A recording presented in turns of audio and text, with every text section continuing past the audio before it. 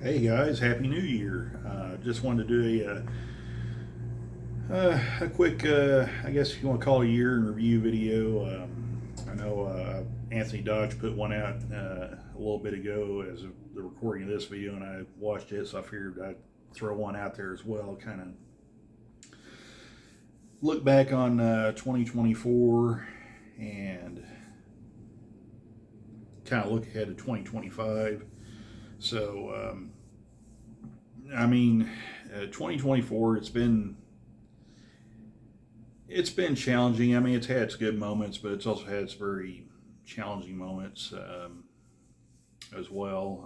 2025 is going to be a bit of an unknown year because we don't know. I don't know what the railroad's going to be like this year, um, and I won't get into the details of that because I don't want to get into areas that I don't want the channel to be getting into. So we'll leave it. We'll just say there's some stuff that's uh, making things a little murky as to how things are going to go. So it's just kind of a wait and see and see what BNSF does moving forward. But like I said, we won't get into that. Get into the details of that because that could go into places I don't really want to go to. So, but anyway, like I said, it's been a challenging year. Ironically, 2025 is going to end up starting the same way 2024 did, with me in a hotel room as a bar out driver. So that's kind of the ironic thing. Although I will admit, this bar out job has went a whole lot better than the one in than the bar out that started 2024 off. I will say that. Um, it's been a few days since I've been on a trip as of recording this video, but hopefully that changes. Maybe today on New Year's Eve or New Year's Day. Or something like that. Maybe I can start getting some trips again, kind of close this bar out on a good note. At least as far as I know, they've got me here till January 10th, so we'll find out if they extend us. We'll find out if I get extended or not beyond that point, because they like to wait till the last minute to decide they need you to stay longer. So it's quite possible I won't know until a day or two before I'm actually scheduled to leave. If I know if I'm going to get extended or not. So, but anyway, that aside, like I said, it's been a 2024 has been a bit of a challenge at times. 2024 started out in Springfield, Missouri, as a bar out driver, as I mentioned earlier. Uh, that particular bar out didn't go very good. Barely worked while I was up there. Um, and I would be lying if I said that it didn't get frustrating at times. Um, Quite honestly, to the point where I was starting to question whether or not I should look for other opportunities. But I gutted it out, made it through it. The one thing that saved it from being just an absolute disaster was I got to go to the OMRA open house in Springfield, Missouri. Um, um, and that was a lot of fun. That saved the trip right there. That was a good time. Got to meet a couple of YouTubers. Got to meet Mike Landis at the main track and Jonah Hemingway at White River Productions. Both really good channels. I've been following them for quite a while now. Especially Jonah, who I've been following for several years now, or I say, well, yeah, several years now, because I've been on YouTube almost 6 years now, I think, 5 or 6 years now. So pretty much quite a while. Um, so it was really cool meeting those guys in person and seeing the OMRA, the Ozark Mall Railroaders Association layout. That was a real treat. I got the video up on my channel if you haven't watched it yet. You can check that out. It's little over an hour long, so it might be something fun you can just put on the background and kind of listen to it. But if you ever get a chance to see that layout in person, I highly recommend it. It's a really, really neat place to check out. They're great folks up there at the OMRA in Springfield. So yeah, really good stuff. And like I said, meeting Mike and Jonah up there was really cool.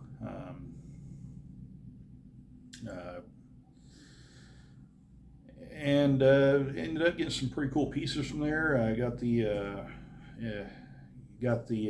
Dry Gulch and Western engine. Of course, Anthony Dodge knows about that engine. It will make a fun kind of gag set, because I actually got a undecorated Acura car with that locomotive, which I would like to turn into a big gulch. So yeah, the Dry Gulch, and I think it's Dry Gulch and Eastern, I think is what it is. I may have that backwards, but anyway, the hopper car I'd like to turn to a big gulch car in honor of Anthony's Matt Clark series, which that we'll talk more about that a little bit later in the video. But yeah, that was really cool. Got some really cool engines in. Some of the good stuff they have, and got some really cool engines over the year. Got the legendary liveries, Rio Grande SD70. That was a really neat engine. Really enjoy that one. Scale Trains brought out their hypotypical line. I got a BNSF H1 engine, DCC ready. That's just a stunning engine. The Heritage 1 colors look good on anything, but the Tier 4 Jiva wears it really, really well. That's a really, really cool engine. So, and then I also got some Rapido engines in to increase the Rapido fleet a little bit. The Dash 840 CM, that's a cool engine. That's such a neat locomotive. Love the cowboy design of it, and the BC Rail paint scheme looks really good on it. The GP38-2, that honestly might be the locomotive of 2024 for me.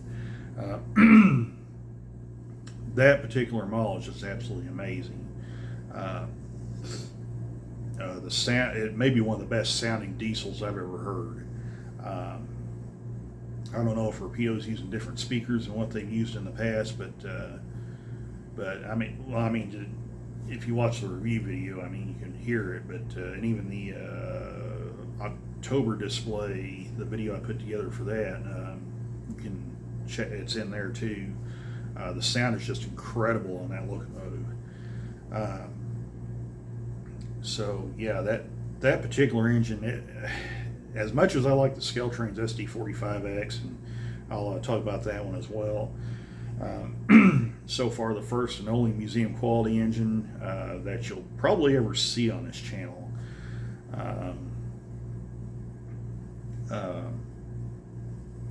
That's another great engine, but in terms of sound quality, the Rapido GP38 is just an incredible model.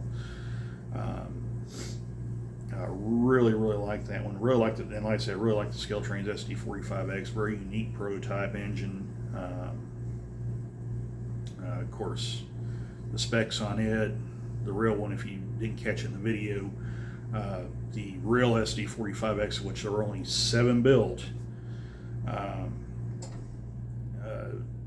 42. The prototype was 4,200 horsepower. Of course, you can tell the difference between it and a regular SD45, as the 45X has 4 rooftop cooling fans as opposed to 3 on the standard SD45. That's because the 45X generates 600 more horsepower than the SD45, so than the standard SD45 line. But yeah, that was just a really neat locomotive. The EMD demonstrator scheme is stunning.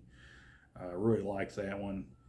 But like I said, going back, I would say probably the Rapido GP38 just barely edges that locomotive out. But it's real close. They're both just stunning locomotives, and they run super smooth, and they sound really, really good. So props to both Skill Trains and Rapido for building outstanding models. Um, um, let's see what else. And I had a couple pieces of rolling stock too. Nothing really outlandish. Maybe probably the biggest one was probably the Scale Trains sound equipped reefer car. That's a really cool car in its own right. That's probably one of the coolest rolling stock pieces I've ever owned. Um, as far as that particular model, because it's got the sound, the little indicator light lights up on. That was just a really cool model in its own right.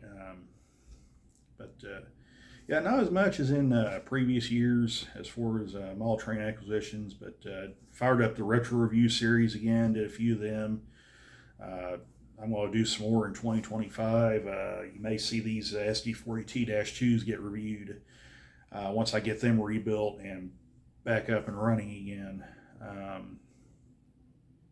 Hopefully next year well, at least one of them's going to be running again, because it's finished. It's just got to be lubricated up, and I can send it back online and get some axles for the other one. We should have it good to go. But yeah, watch this space. You may see a retro review on those two at some point in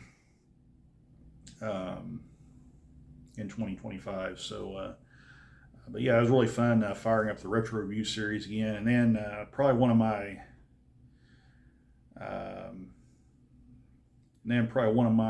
crowning achievements, and if you've heard me and myself and Anthony Dodge actually talk about this, no doubt you remember Anthony's Mac Clark Railroad Marshal series that he does. Well, in season 3 of that series, there is a character by the name of Fredo Bangino. And if you have not watched season 3, I'll try to leave a link to that series in the description, where you guys can check that out, because I do it in all the in my series that I'll talk about here in just a second that ties into this. But I'll try to leave a link in this video for that as well. The character of Fredo Bangino IV in season 3, that is actually a photo of me that Anthony dressed up and made me look like a Mexican bandit. So, but the one thing I told Anthony when he did this, which was it last year now?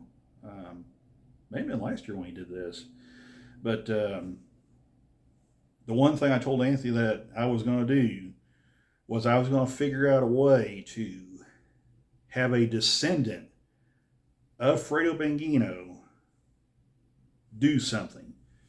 Well, along comes NASCAR. I wind up getting NASCAR Heat 5, one of my previous bar routes, and the idea popped in my head, hey, let's have Fredo's descendant enter into NASCAR and see if he can become a legend in the sport of auto racing. So that's what we did. I ended up creating the character of Fredo Bangino IV, the fourth generation of the Bangino family, or the fourth person of Fredo Bangino's name. We'll say that, but. Yeah, we just had him enter into NASCAR, and I fulfilled my promise to Anthony and started the series of NASCAR Heat 5 career mode that is currently ongoing in the channel. In fact, if you end up watching this video tonight, when I upload it, tomorrow will be the next installment of that series. Now, with that series, the episode either tomorrow or Thursday, whichever day I try to upload it. That will be episode 48, I think. So, and there will be no episode next week because I'm still on a bar out and I can't record new episodes because I don't have the Xbox with me. My niece has it. I actually record the episodes at her house, her parents' house, because she has the Xbox is technically hers, so she wanted it so she could play games like Minecraft and stuff on there. So I found one on eBay a couple years back, and I kind of commandeered it for the Fredo Bangino the 4 series. But yeah, I record the episodes, and that's been a lot of fun. I really enjoy that. The bad part is I can't do the intros like Michael Mertz does with his videos, where he has various characters that he voices and all that stuff. I can't do that. I wish I could, but A, I don't have the editing software, and B, I'm not good at doing voices anymore. So yeah, unfortunately, we just forgo the crazy intros and just go straight into the game stuff. But yeah, like I said, that's been a lot of fun. I know Anthony and Joyce really enjoys that series. Seeing that kind of take legs and kind of take off, and like I said, it's been really fun doing that. I'd be glad to get back and start recording some more episodes for that series. And then, of course, also we had the October display. As far as the club displays are concerned, the West Plains Motor Railroad Club, we had the October display at the Heart of the Ozarks Fairgrounds. That was a lot of fun. Did some live streams from there. Did, of course, a highlights video. So that was fun. And then went to the Christmas display in December.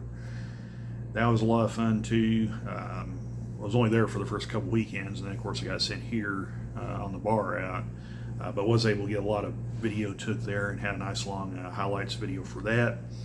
A lot of fun out there running trains. Really cool deal. So that was a lot of fun. That was another highlight, one of the good highlights of 2024. So yeah, that was all good there. So, but yeah, it's been that's been some of the fun stuff. And like I said, it's also been a trying year, job being up and down, the railroad doing railroad things, and in this day and age, anybody that works for railroads probably can probably tell you what. Can probably get that part, but you know, it's also been really good. So I can't complain too much. So yeah. Other than that, that's kind of been it in a nutshell. I mean, just plug along. Try to put out some good content.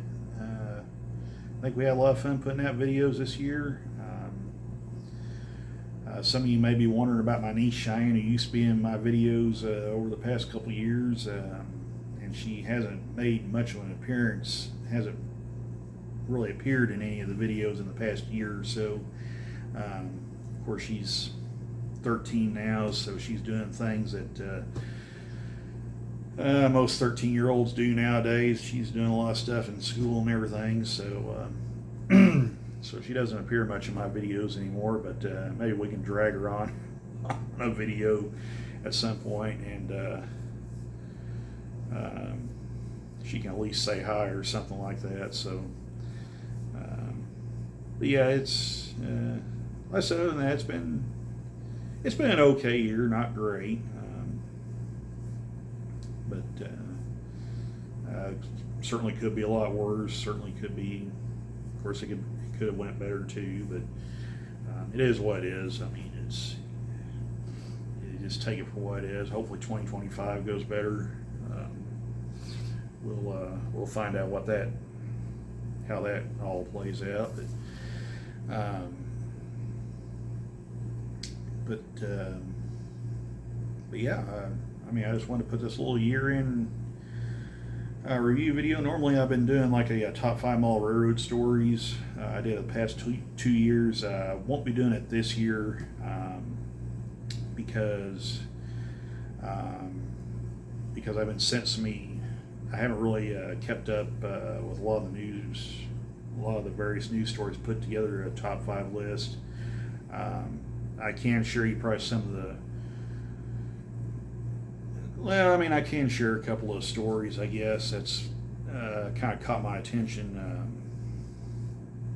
this year. Some announcements. One being Rapido announcing right on the heels of the C30-7, they announced the C36-7, the GP40, and the CF7. That's pretty wild. I mean, that's quite a story. I mean, this has been Rapido's years so far this year. Yeah, I mean, this has been the year of Rapido in terms of announcements. That's just on the locomotive side. We're not even mentioning the Cryotrans reefer cars that they're coming out with.